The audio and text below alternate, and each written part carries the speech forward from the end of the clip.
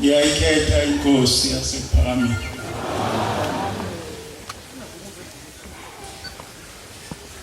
Nkosi yamakhosi, wena owawungazi ngingakabikho esiswini sikamama, emathunjini kamama ngangakabunjwa angibumba wena. Ngiphambi kwakho somnganise, ngiphambi kwakho Nkosi yamakhosi,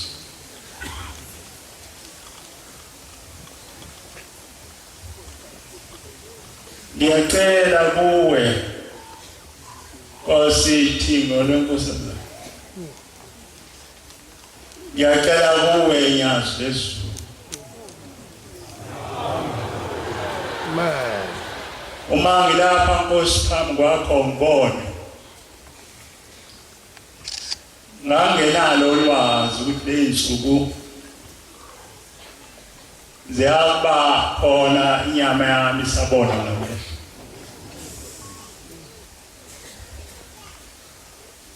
Uma Nkosi-ke ngihleli lapha akusiyo intando yami, akufanele umuntu kuleli bandla ashumayele ehlele esingisinqi noma ehlele enqoleni ehambayo. Umthetho waleli bandla mama eshumayela uyaguqa, kodwa ngazi noma ngibona isibilini ngake ngabona umfundisi ePhakameni engeniswa ethwelwe ngengubo, ngangazi ukuthi lo mfundisi uzophatha inkonzo. Nabanye bethu abakhona lapha ethempelini angikholwa ukuthi bebengacabanga ukuthi umuntu ophushwa ngenqola ufanele kuba akhulume phambi kwabantu abancane. Izolo ekuseni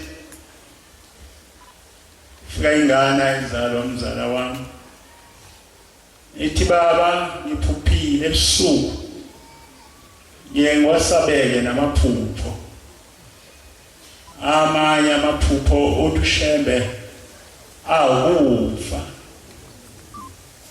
Baye bathi ma bebaphuphile abantu kusekuseni sebethi nangu uNkulunkulu wenu, kanti kade bephuphe ebusuku. Uthi ke lo mntwana baba mzala wami, uthi ngibone inkosi yasePhakameni iphuma lekhaya,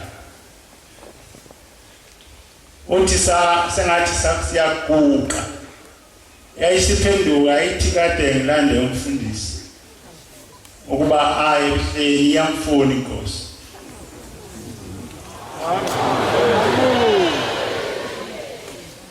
Ngicabanga ukuthi bekona levele ngelo sikhathi ekhuluma le ndaba.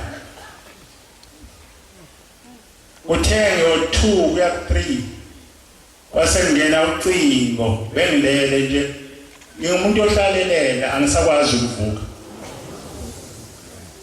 Ngilale ebusuku ngoDisemba, ngashintsha isibhedlela kusuka ngoJanuwari, kwafanele ube uphele nami uJanuwari, kodwa wanqaba Nkosi yasePhakameni.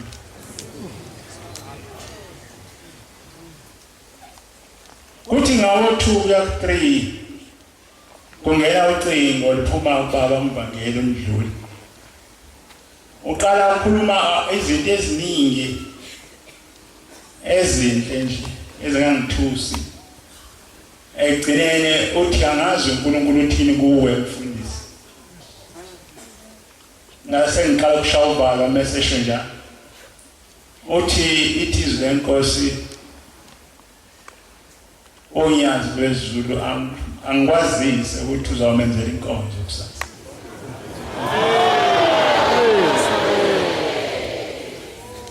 ngithi ke mina kubaba uMbangeli hawu mfuna Mbangeli ikani mina ngikwazi ukuhamba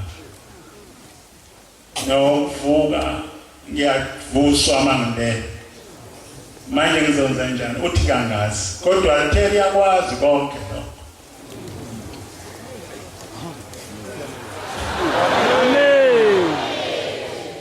ngingeneke nginobhalo kakhulu nje njengoba ngihleli lapha wayesesondela wathi seliphinde lathi lithe njalo khuluma uhleli khona lapho kuwishi ngiyabonga Nkosi yamakhosi ngibonga ukuthi mawuphinda uzalwa hlanu amehlo amaboni akwenzekanga ukuthi mawuphinda uzala kwesihlanu phakathi kwalolu hambo lude amehlo ami angabe sakubona othi mangifika kuyena ngilethwa abantwana maqala inyanga kaFebruary bengithwele kade ngithi ngiyesaba uhamba ngizothola kanjani phambi kababa mangifika ngizoyikhuluma ilo ndaba yinde kakhulu mangifika kuye uthi phila manje mfundisi usethe uBombela phila ngahamba lekhaya nesibili wasengiphanika amanzi ushende Nkosi uma sifike ukukhonza Nkosi senziwa izono masifike ukubona Nkosi yasePhakabeni senziwa uSathane masingakuboni kasizenzi senziwa ukuthi mhla uphuma kwanantanda bathakathi kunamadoda athi samba nawo athi sasifike lapha uyakhona sibonile nesonto edlule ukuthi lamadoda kanazange afe sibonile nesonto edlule ukuthi lamadoda akhona phakathi kwaManazaretha mhlawumbe angiqondile ukukhuluma ngalezo zinto mhlawumbe abafowethu esibathandayo noma abangani bethu mhlawumbe sahleli ndawo wafika izazi aziphuma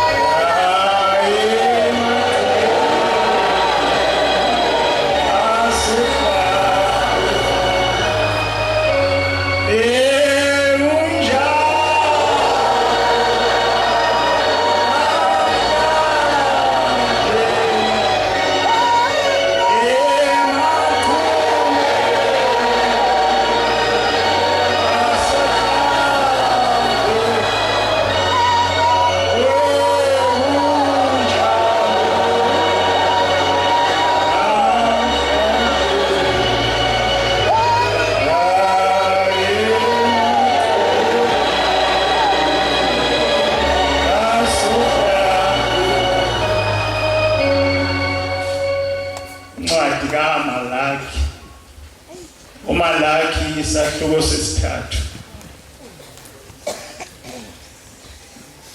Incwadi kaMalaki waba namabhayibheli afana nelami, itholakala page 796. uMalaki isahluko sesithathu ivesi lokuqala. Bheka, mina ngothuma isithunywa sami silungise indlela phambi kwami. Kuyakuthi inkosi, ngicela sizwise kahle ke la, kuyakuthi inkosi enifunayo iyafika. Amen. Angithi kunjalo maNazaretha. Amen. Angiphinde futhi leli verse. Bheka, mina ngiyawuthuma isithunywa sami silungise indlela yami phambi kwami. Kuyakuthi inkosi enifunayo iyafika.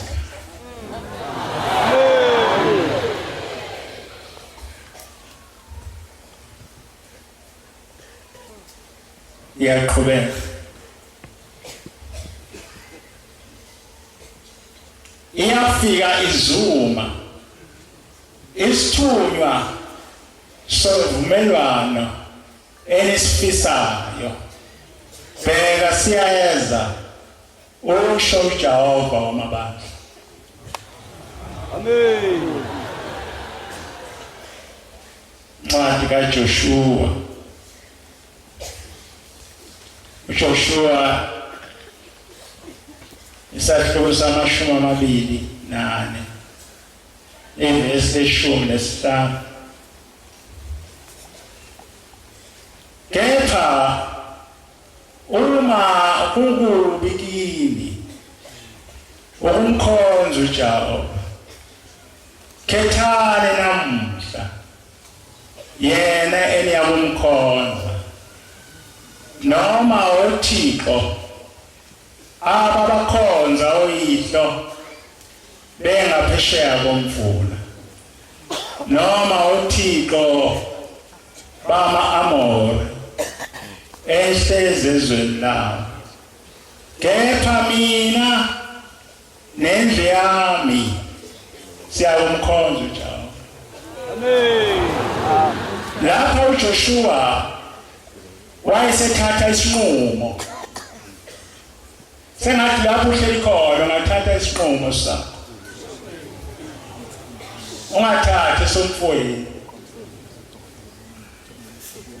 ungathathi esomzawa wakho, ungathathi esikama wakho, kodwa thatha esakho isinqumo. Uthi lapho uJoshua, mina ke nendle babehlubuka abantwana bakwa-Israyeli ngesikhathi babeqala ukukhonza izithixo. Wanquma uJoshua uthi, mina Joshua nendle yami ngizamkhonza uJehova. Mina Joshua nendle yami ngizokuya ehleni.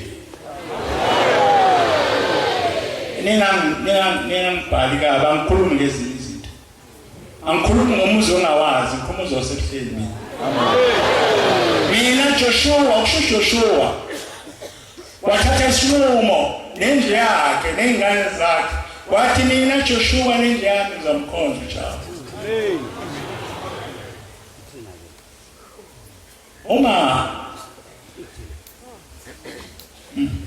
Uma sifika lapha ekhaya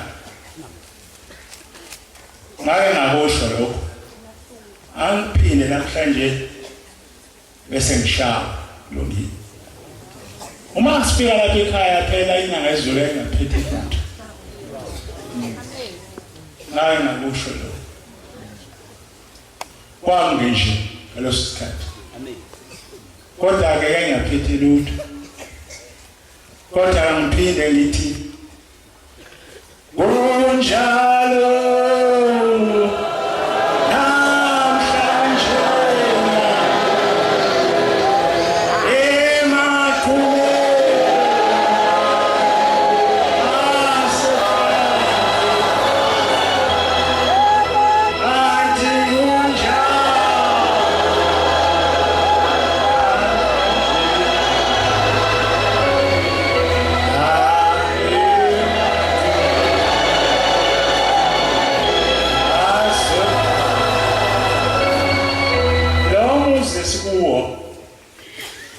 asithenwanga kusophila esidlule ku.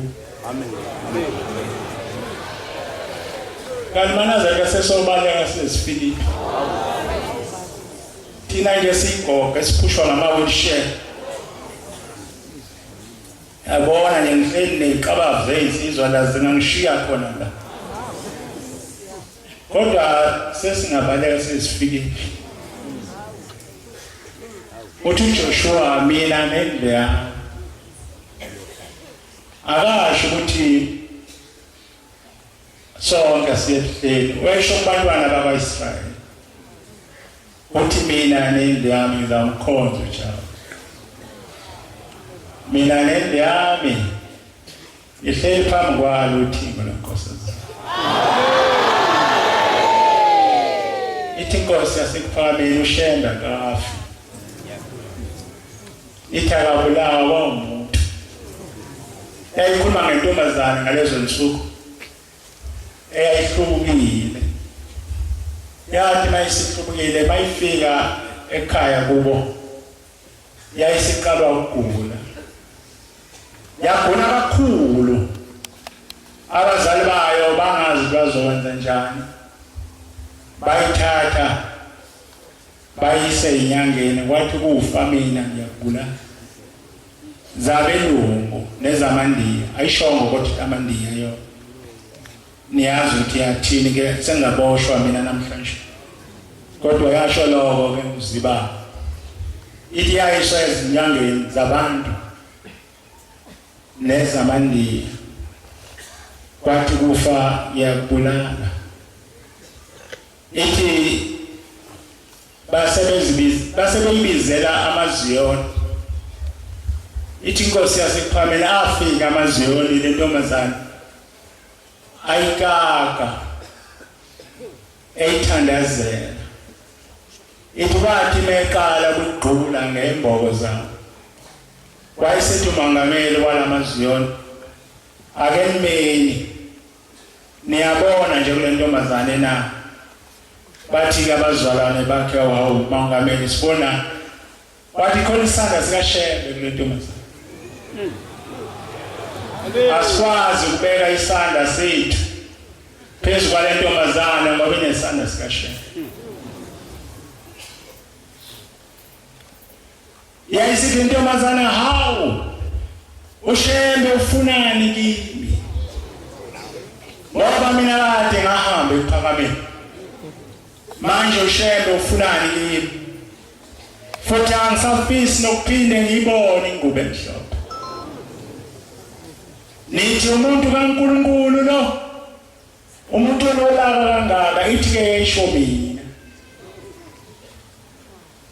angazi ukuthi kunjani namhlanje, sengathi angazi noba umusa esidlale ngawo izolo uzawubuya yini. Umusa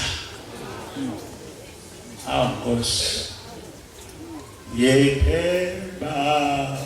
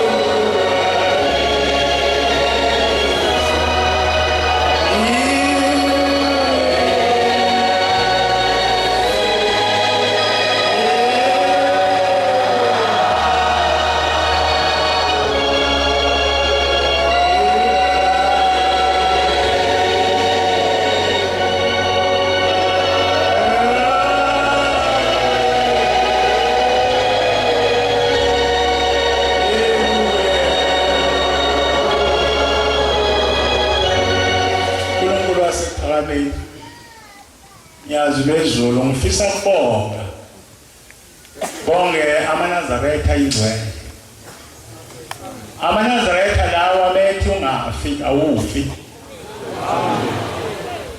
bonga abefundisi ngababala ngamagama kodwa baningi kakhulu ngibonga abavangeli nabo baningi kakhulu Nkosi yamakhosi ngibonga abakhokheli ngiyilanga bangena endlini ngilele ngibheke phezulu sengihlinziwe babe ngama-23 bathandaza bathi Nkosi siyacela vuke babe tshena wena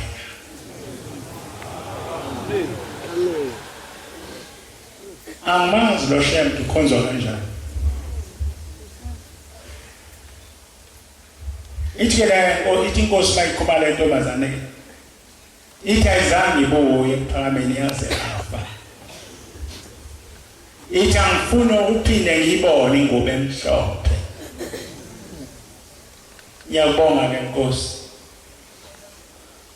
angaze bengasacabanga futhi ke angivume kwaba ingcwele isono kwathi masekuhlungu kungehlula umlenze wami ulengiswa emqadini kuhliswe ngilalewe esibhedlela eMakhoti ngalala esibhedlela saseLithuli bafike bathi khona ngeke usizwe lutho siyaqhuma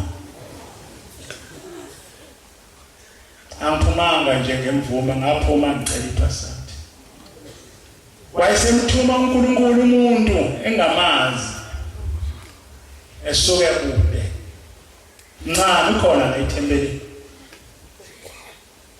wafike ngangazi ukuthi umuntu uyalashwa endlini odokotela baze bamhlinzele khona la emlenzeni wami ngihlinziwe eNazaretha ushebe sethuma umuntu wakhe amthandayo amen wangihlinzela embhedeni ekhaya kimi ithambo lomuntu angilazi bengiqala ukulibona ngela nengane zami zayiqala ukubona ithambo lomuntu zabona uyise ithambo lakhe ngithi shembe uyinkosi yamakhosi ngenye amadoda amathathu ngiyathanda ukukhuluma ngala madoda amathathu noma ngaqala ukukhuluma ngalo amadoda amathathu ngelinye ilanga ayengene umoya wevangeli ayengene umoya wokukholwa ayisephume hambe ishumayela ivangeli kaNkulunkulu kwakuthi mali amadoda ebheka ngasenyakatho kuthi ngaseningizimu lapho eqale khona abantu bese besiqala behlubuka athi bebheka empumalanga kuthi ngasentshonalanga lapho eqale khona amadoda bese qala ehlubuka aqala manje ahlupheka ukuthi ukushumayela kwethu kanti kuyini mase sidlula abantu bebebuyela ematshwaleni mase sidlula abantu bebebuyela ekuphuzeni ekubhekeni ugwayi benze zonke izinto uNkulunkulu angasithandi base behlangana lamadoda amathathu athi sesiyabona ukuthi khona into esihluphayo khona indoda esihluphayo gama layo uSathane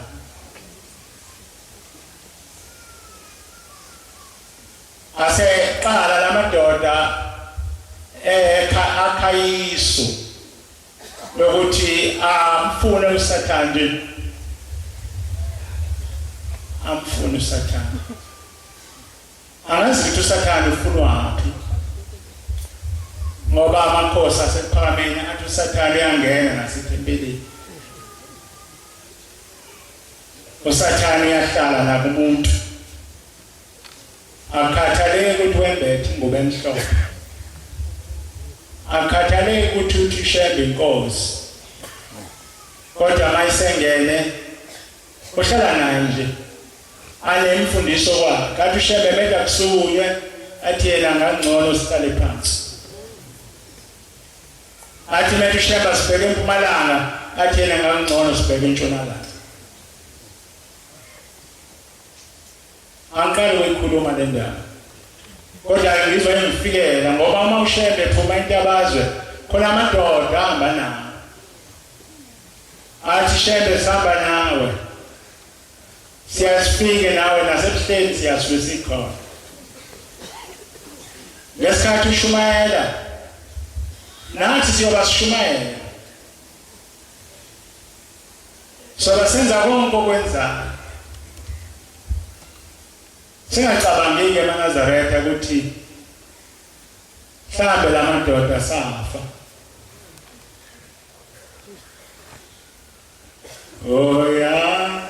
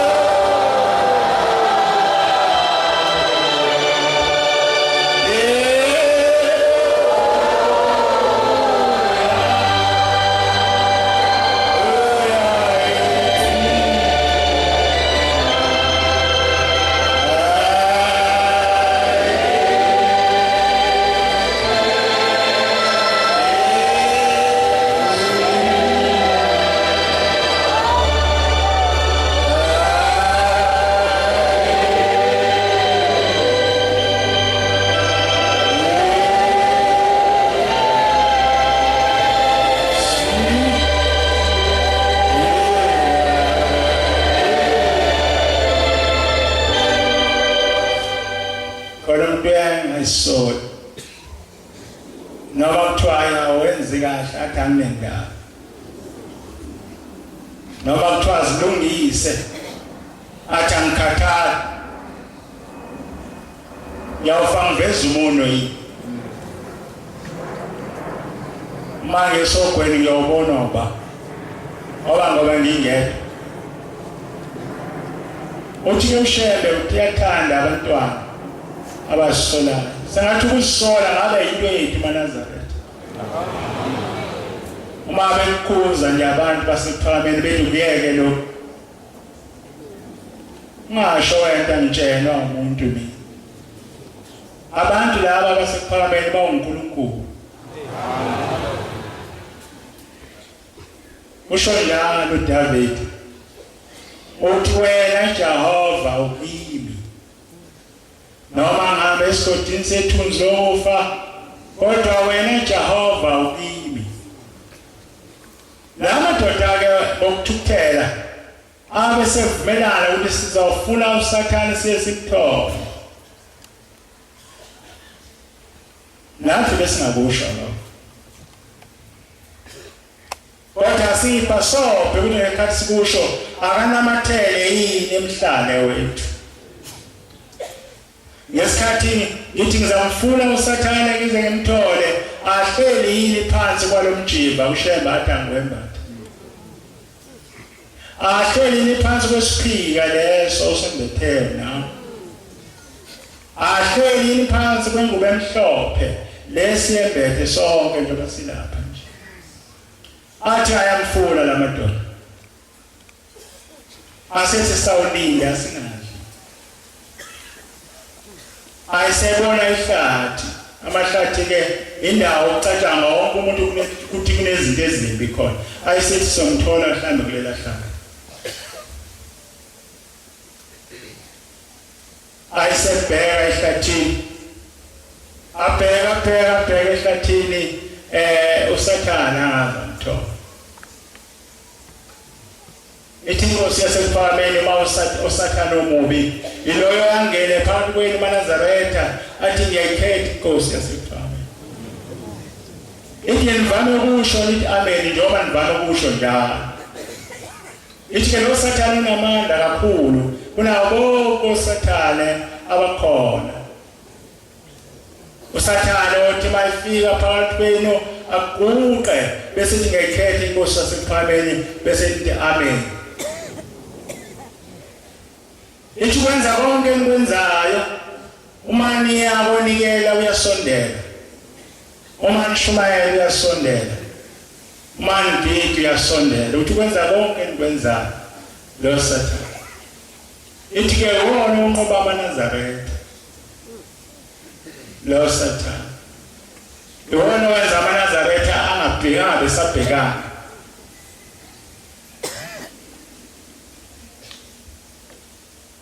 Ningangizwakala uzawusho into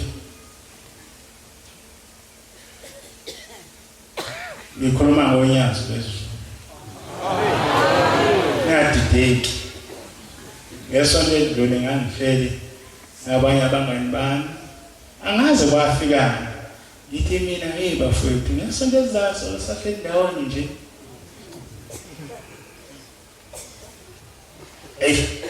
kodwa ngiyajabula ngoba laba ngikhuma nabo sihleli nabo lekha. Amen. Ngithi mina ngesonto ezayo amadoda konje sobe sambaba ndawonye ushembe. Angazi ngithini kwafika noma kwafika ukugula umuntu uyagula nje noma ephila. Sobe sahleli ndawonye nje sibuka lapha. Siyabona nje lapha. Siyabona nje abantwana basePhakeni. Kanti behleli lapha izolo asamboni manje. Ithi lapha inkosi yangayizulu. Ithi mina ngizalo ushembe yazibamba la sifubeni. Yathi mina ngizalo ushembe yasizibamba la. Yathi akekho umuntu ongishanga isibhamu ngife. Amen. Nama maNazaretha nani khona abantwana. Yathi akekho umuntu ongishanga isibhamu singife.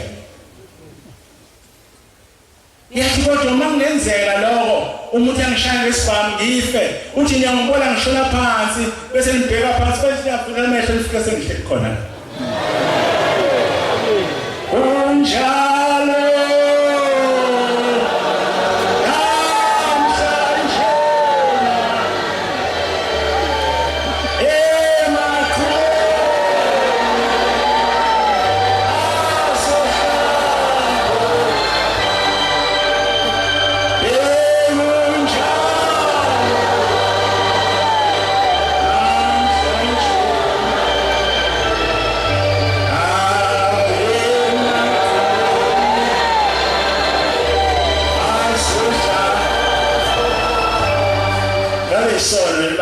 kuke lo muntu wayihlinze ekhaya.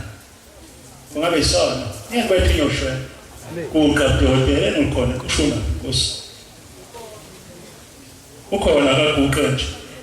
Bambona ethi nyoshwe. Semncane kakhulu albhekeni nje. Ithi Nkosi yamaNazaretha ngifika la uthi sethe ugombele ngekusafa.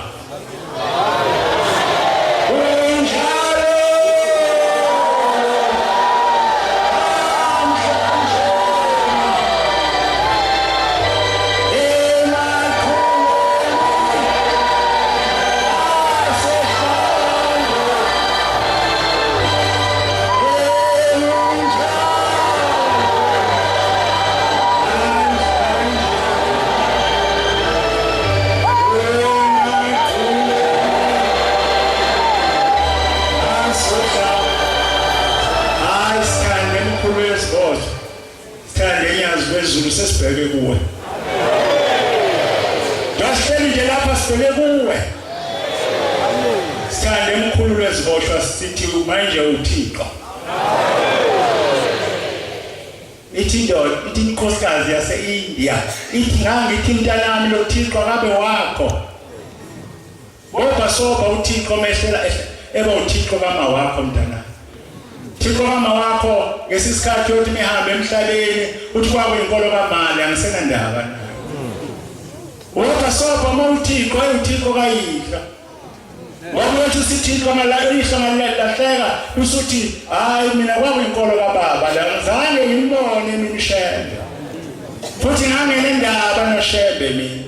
Njalo umfana wami ithi baphithini engimthanda lo mfundisi uGcwensa wasemaphepheteni ethempeleni enhlanzini.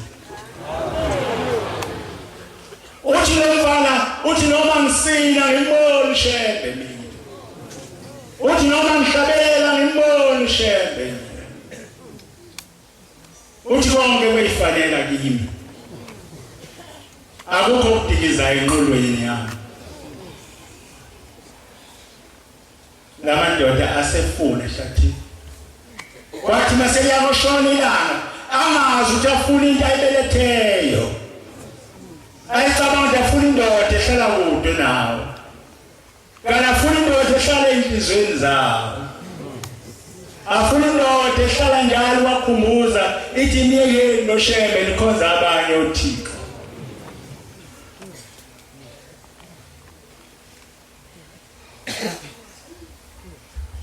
Athi ma selanga seliyoshona ayisethi bafowethu sinambili sabayile manje asitholi le ndoda mhlambe siyovuka kusasa siphinde sibheke ngoba le ndoda embi esidukisela abantu esibashumayizayo asitholi kansezoyithola asho njalo nje kansezoyithola ithenge awu khona ngibonayo mina ubona uthi yini le kangisayithola indoda abeyifuna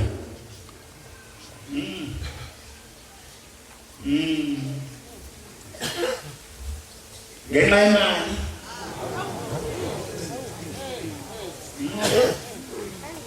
awu ngenxa yemali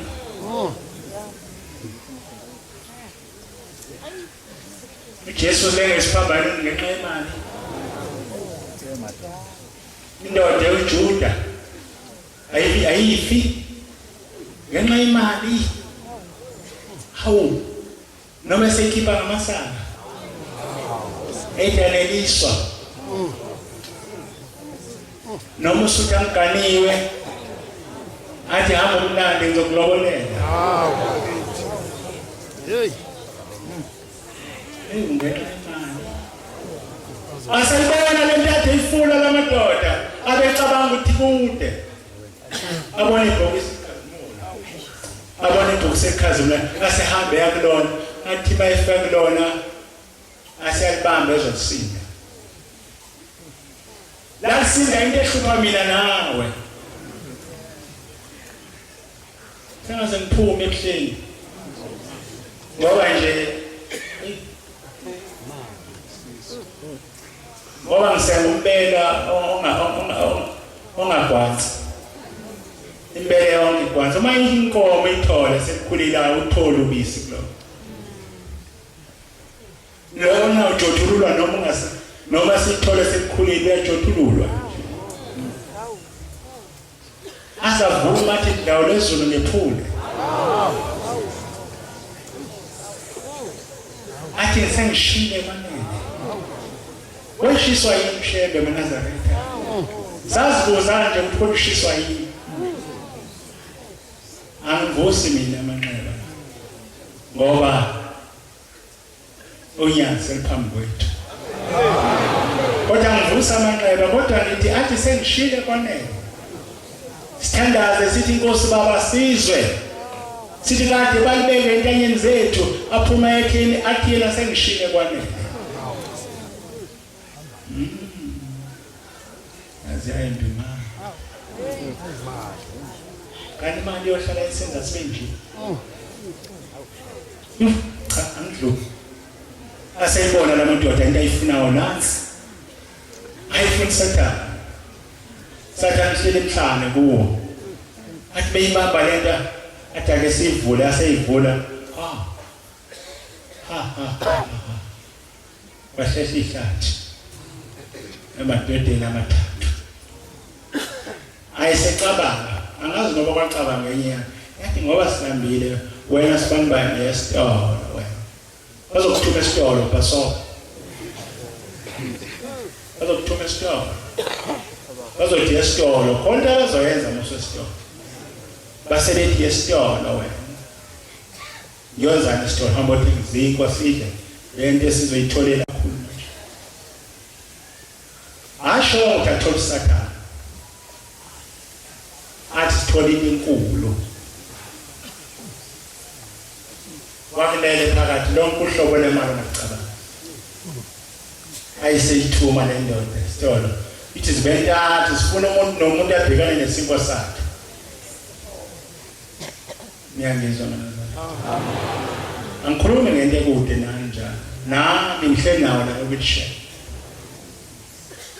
yangibuka ithi ukhulumelani ngami ngoba ngihle nawe nawe leso sicelo sakho mhlambi seduze ihleli khona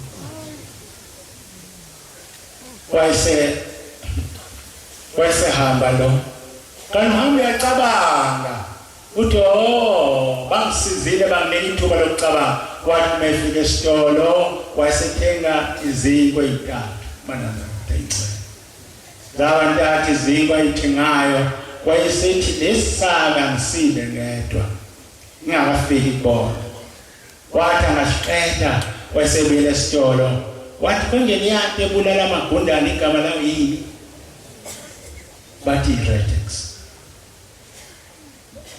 lo poizeli bayisho wathi angithi mamtingene eswini unqamla amadu bathi yebo wathi kinika bazokuthuma esitolo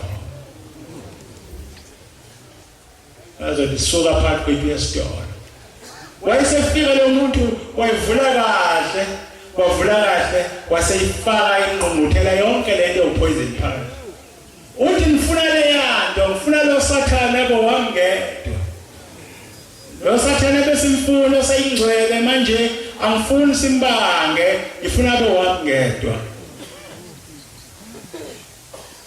wayesebuya lo muntu kaNkulunkulu esefika kubafowabo laba babili sebanika laba babili balungisa nabathi yabona uthi lo mthumile uthi bengenzi isubi bengifuna kudluke lo le mali ningi ukuthi angenisanele besathathu first babili sihlukanisane sobabili manje bengenzi isihambe lalelani la lungisani imkhonto lungisani yonke into lebeniphethe ikhali ebesokulala ngawo Sathane sokulala yena manje bazokuthuma esitolo kanti bazobula wathi kuwe jabule naye ethi ngiyobaqeda wathi qhamuka babe khona phezulu kwakhe wathi besethuli sebembona amehlo semhloba sacwayisa basebethi okay kuphelile mabesibuza bakubo sothi ehlathini ubanjwe yindwa basebeyisimeka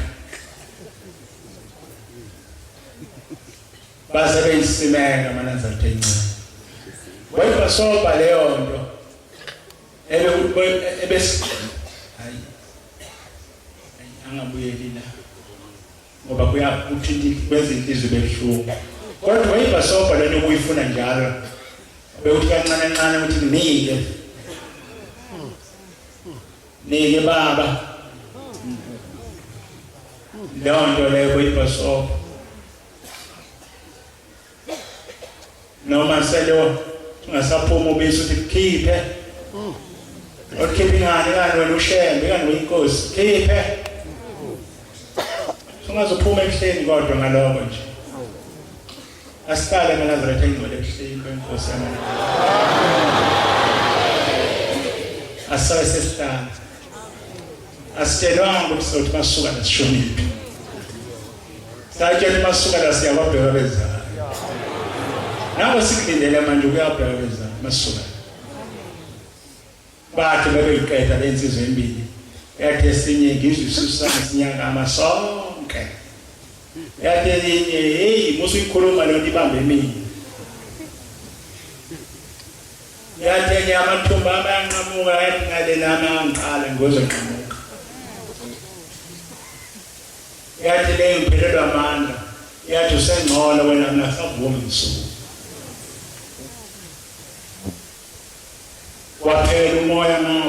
waphela umoya ngapha wasala uSathane wasala iKhazimuna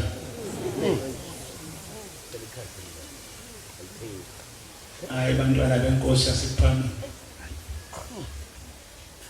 bengazi ukuthi ngizakhuluma isikhathi eside ekhama ngikhuluma isikhathi eside ngiba nesiyezi kodwa ke la ushembe oyinkosi yamakhosi ungakumina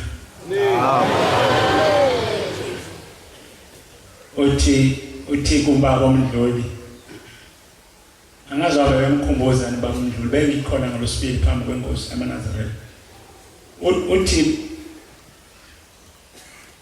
bathu hamba ngeyolisheba abamanje ngazi uthi ngiyakwazi lokho ngicela ungazi inkosi yamakhosi ungangikhohlwa nani Kosi nami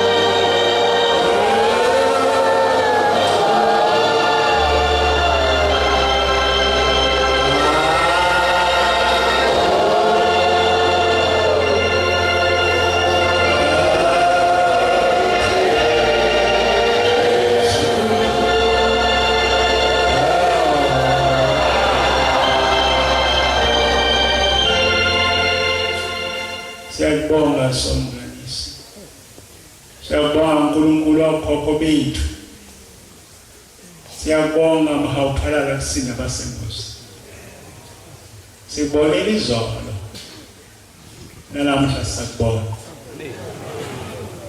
hlala nathi inkosi nelanga lidlulile sibheke kuwe njalo sibheke kuwe njalo khululu kwabantwana babantu Nkosi konke ongiphekona kufika lapha kugcina khona ungithethelele Nkosi akuyona intando yami ngikhuluma ngihleli kanje kodwa intando yomubi kodwa ngiyabonga Nkosi ngoba namhlanje ngiyiphambi kwakho